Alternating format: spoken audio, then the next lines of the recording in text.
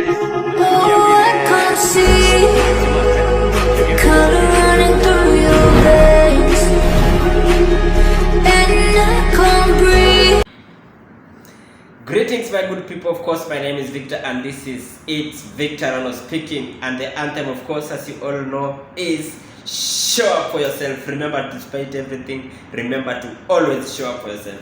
So today I'll be relaxed, kidogo. You know, every day I'm sure you've always seen I'm always doing something called corporate talk on my stories, and somehow you've associated me with corporate. I get these messages, and today I want to speak about my corporate journey, or my influence towards corporate journey, and how far I am. So I'll not act like I'm reciting. I'll be relaxed and tell you a bit of the parts that has really gotten me here. So as a small boy, I was raised in a village, of course, Kericho. So the best thing that we could ever do was kucheza na mabano. Yes, we tried it sometimes. Wangechek mfuko huko. We did some Mpararo. We went swimming in those sunset rivers, huko chini.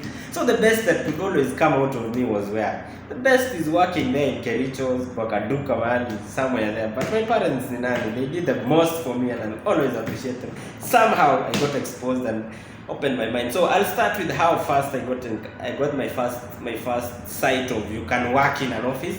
There was these cards my dad used to have in our home. My dad was in corporate. Zamani used to be in one of these banks in the 90s. Such a good thing, Zamani. So the fact that my dad could do it, I always told myself I can always come at least get to where he was, you know. So that is the first drive that I got. So there was these cards in our house that used to have his picture, meva suti. I know corporate people like wearing suits because in the 90s, and he was looking sharp there. And I was wondering, I'm looking at him and he was looking so good. And then I would always want this kind of life. Ningetaka hata mimi nikuwe part of this story, nionekane. But if my dad did it, then I can probably do it, you know. Anyway, so from there now, subconsciously it hit my mind that at least this is what I want to do. But as a kid, you don't always have goals. You just have dreams and ambitions, and you almost forget them almost immediately.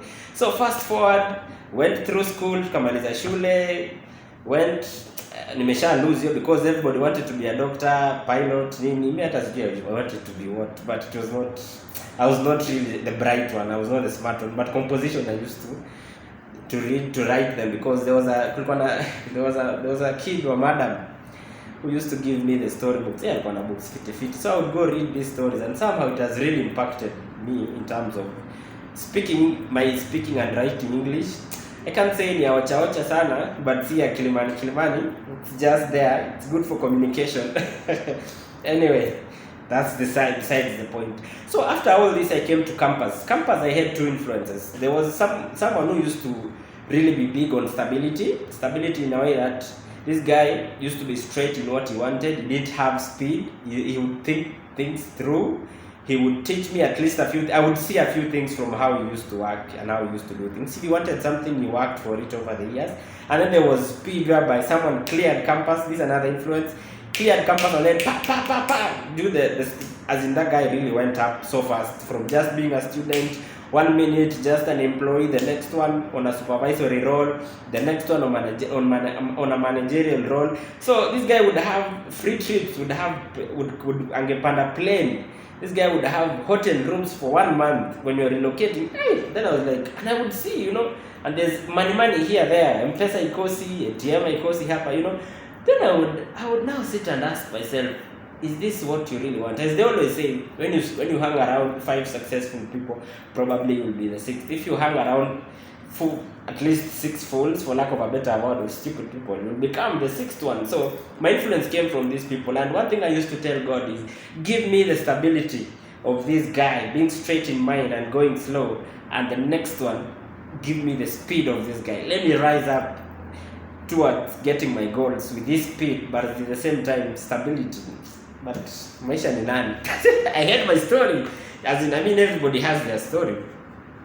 After campus, I was given one shot at corporate. Now this shot now is what I think really got me here, because they say your first job will dictate your entire career. Your first job, somehow, even if you change companies, somehow you'll be working in the same position, same designation. Maybe it can be higher with a bigger money, but it will be around the same responsibilities. So this guy gave me a shot, and I came down to this town. Imagine kushuka hii town and you work in Karen. kutoka Ocha mpaka Karen, mngeniambia nini mti yangu? But that's besides the point again. Yeah, so I now like this thing whereby you can work for 30 days and sit down and just be taking hot water and coffee and going for lunch and coming back, and your account is renewed for every 30 days. Isn't that a good deal? Me, I was raised by an SME parent mwenye anafanya small business here and there, gets medium, gets there, so I would understand what she goes through. That's my mom mostly. My dad also is somehow hapa na pale. But now me, I'm sitting in an office bila jua, and I'm getting refilled for every 30 days. Isn't that an awesome thing? Kuongea English, addressing people on email. Hapo chini kuna there's your signature email, whatever. As in, inaweka your position, your name, Victor Rono, this is the position, these are his contacts if you want to reach him, but this is the company. In every email, uko na tag. It used to feel good having those, still feels good. It's not like I don't have them. Anyway, so this is the first chance I'm coming to corporate, and I would love it, and I would do it with all my heart, because I knew it is either this or nothing. Me seem to inheritance. Yeah, so from this position now, in my first year, I got the first award. I know I've spoken about this award. Imagine getting the first award in a whole department in your first year, and you've never received it all your life from the 844 system. 8 plus 4 is 12. And then add another probably 4 in campus. That's like how many? 12 plus 4. 16 years of school. Sijawahi pata award, and I work for 1 year and I get an award. Hata kama ni wewe, si utasema this is what I'm being called for. That was my story. And now that's where I wanted to push. Now the stability and the speed came, but I missed out on stability because I focused more on the speed. I was now all over. I was but I thank God for the lessons and everything that I've been able to do. I don't want to consume most of your minutes. My point is, from just being a small boy who saw cards and dreamt about it, and somehow it has worked to this point, someone who wanted to conquer the possibilities that their father at least reached, because he was in a financial sector place in a bank.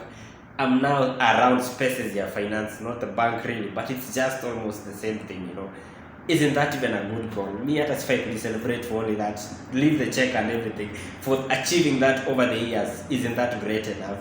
That's why today I want to remind you that all this, somehow God has figured it out. It's a matter of time. Time is just the space for everything. Time is what will determine all these things. So one thing I've learned over time is that you can have all these papers, you can be so bright, you can be having the brains and all these things, but without God's grace, you cannot do it. Another thing is, always remember to focus on your skill. Your skill is what will make you, even the Bible says, it will make you, your talent will make you sit with the kings. May think it's more like the skill. I know it's the skill. I've invested so much in my skill. I've invested so much in perseverance. I've invested so much in waiting. I've invested so much in prayer. And somehow, it's always gotten me here. Another thing that people don't really speak about it's the discipline. We can give you all these things, you can have it, but will you be able to keep it without discipline? That is my message for today. My name is Victor. This is It's Victor Rono Speaking Show. Peace out. I will see you next week.